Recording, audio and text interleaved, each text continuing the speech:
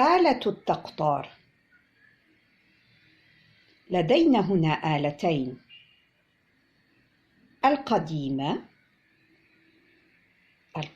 الصنع والجديدة الصنع، ولدينا أشكالا كثيرة من آلات التقطار.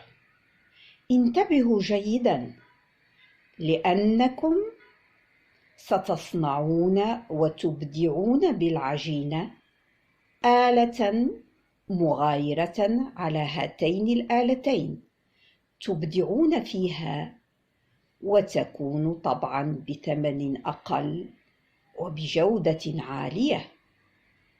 فهذا ما يميز بضاعة عن أخرى. فلنبدأ. ماذا تحتاج آلة التقطار؟ ماذا تحتاج آلات التقطار؟ العشبة التي سنقوم بتقطيرها: إكليل الجبل. هنا لدينا زجاجة سوداء، هذه نأخذ بها الزيوت الطيارة ونضعها هنا في الزجاجة. الماء البارد نضع فيه الثلج، يجب أن يكون بارداً حتى نسرع في عملية التقطار. وهذه الآلة نضعها في الماء وتعمل بالكهرباء. فلنرى الآن مكونات آلة التقطار. مكونات الآلة الجديدة، انظروا إلى صنعها. من هنا يخرج الماء، نضع هذه فيها، ننظر بالداخل. هنا الماء يصعد، طبعا نستعمل هذه الآلة، نضعها في الماء فيصعد الماء من هنا ويخرج من هنا، وهنا نضيف الماء طبعا إذا أردنا. بالداخل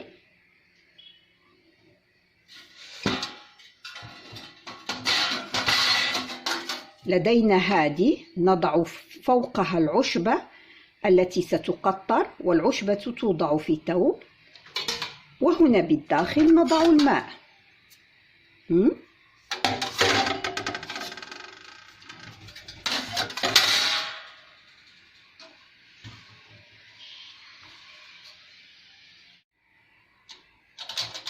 علينا أن نغلق جيدا حتى لا يخرج الهواء من هنا.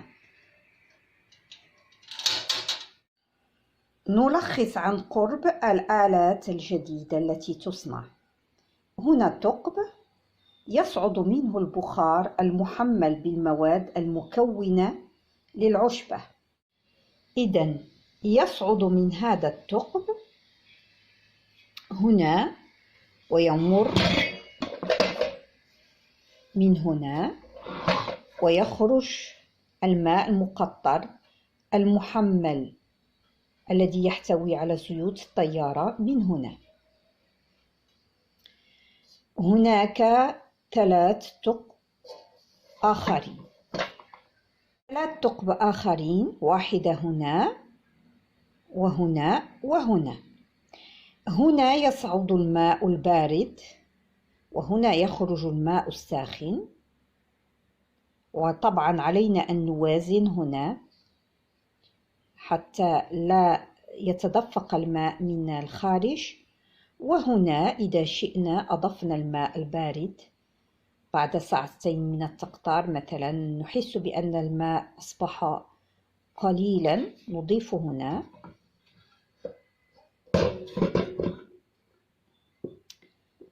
هذه هي مكونات الآلة التي تعمل بالكهرباء. وطبعا لدينا هنا ميزان الحرارة. هذا بالنسبة للصنع الجديد. أما الصنع القديم صنع جداتنا، الآلات التي كانوا يقطرون فيها، طبعا كانوا يستعملون الآلات كانت تصنع من النحاس الجيد. هنا لدينا آلة الكسكس التي نطبخ فيها الكسكس. نضع الماء بالداخل فوقها هذه، وهنا نضع العشبة التي ستقطر. وطبعا هذه الآلة تكون من فوق كما ترون. انظروا إلى مكوناتها. هنا نضيف الماء إذا أردنا أن نضيفه. إذا نضيف الماء هنا إذا أحسسنا أن الماء بالداخل قد قل، من حين بعد كل ساعتين أو 3 ساعات نضيف قليلا من الماء. وهنا في هذا الجزء لدينا ثقب واحد، هو هذا، يخرج منه الماء الساخن. بعد أن هنا نغلق ونفتح حتى يخرج. بعد أن يصبح الماء درجته مرتفعة نفتح من هنا حتى يخرج الماء الساخن، ثم نضيف الماء البارد بأيدينا. الآلة هنا يعني نستعمل فقط اليد. أما في الجزء الآخر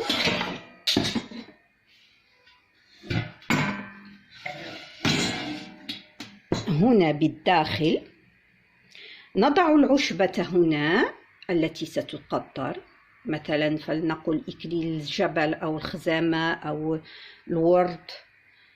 هنا البخار يصعد من هنا ويتجمع في هذا المكان. هنا يتجمع ويخرج من هنا.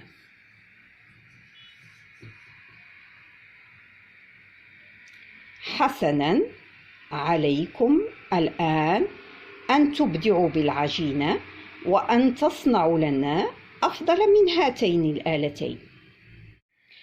إذن فلنلخص ما قلنا. الآلة القديمة لدينا ثقبين في هذا المكان. هنا ثقب يخرج منه الماء المقطر، وطبعا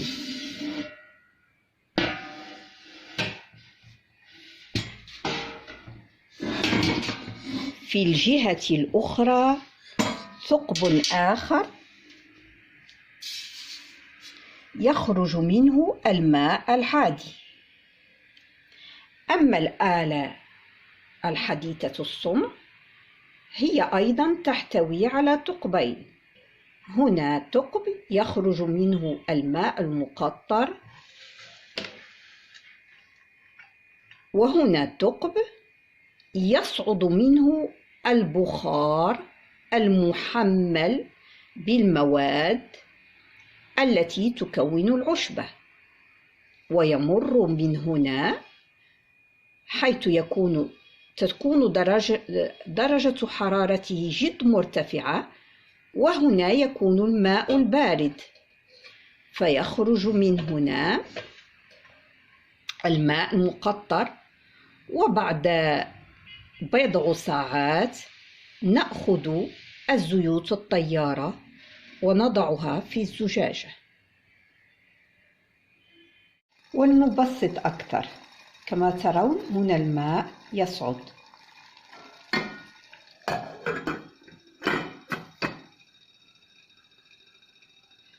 الماء عندما يصعد هنا الهواء بارد. رأيتم الماء، قطيرات من الماء تتجمع وتبدأ تسقط هنا. إذن كما رأينا في الآلتين علينا أن نضع ثقبين، ثقب هنا لنأخذ ماء التقطار، والثقب الآخر أين. ها هي العجينة، اصنعوا منها آلة.